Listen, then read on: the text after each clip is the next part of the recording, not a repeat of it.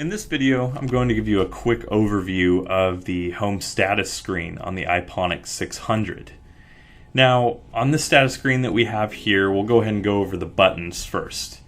All of the buttons from 1 through 6 actually correlate to each of the sockets on the side of the unit.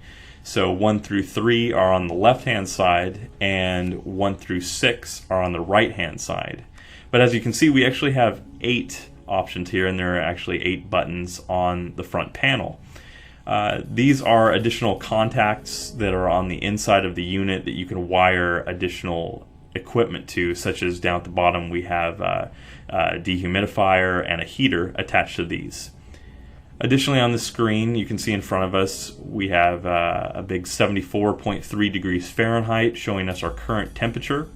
And then right below that, you can see that it's currently running on our night set point, which is set from 60 to 80 degrees. And down below that, you'll see normal, which shows that we're within that normal range because we're at 74.3 degrees Fahrenheit.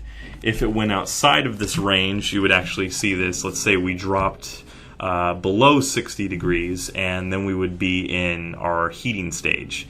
And depending on what you have your heating stage set as, it would either be heating stage 1 or heating stage 2.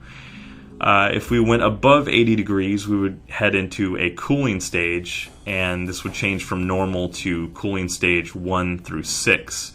And the corresponding equipment would turn on, such as at the top you can see there's an irrigation pump and you've got a green light next to it. If we were moving into a cooling stage, each of the pieces of equipment that you have set to turn on, the light would light up at the top and the equipment would turn on. To the right of that we have our CO2 sensor showing 1600 ppms, and so that shows the current CO2 in the room. And below that we have the date and the time, and right below that you can see our relative humidity is at 45%.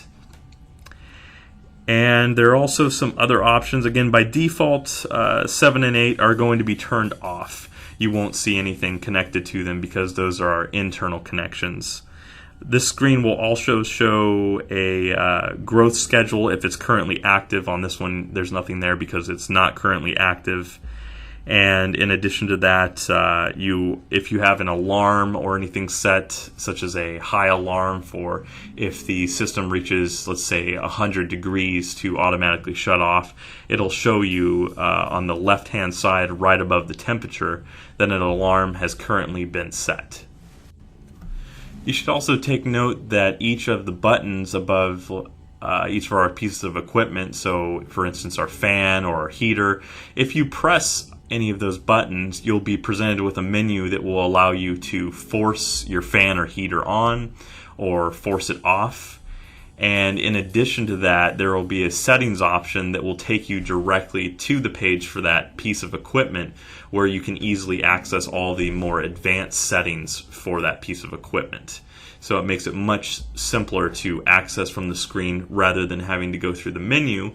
You can see everything at a glance, all of your equipment on here, and just go ahead and press the corresponding button, scroll down to settings, and then it'll take you for the settings that you have set up for that specific piece of equipment, such as a heater or an irrigation pump or possibly a CO2 tank.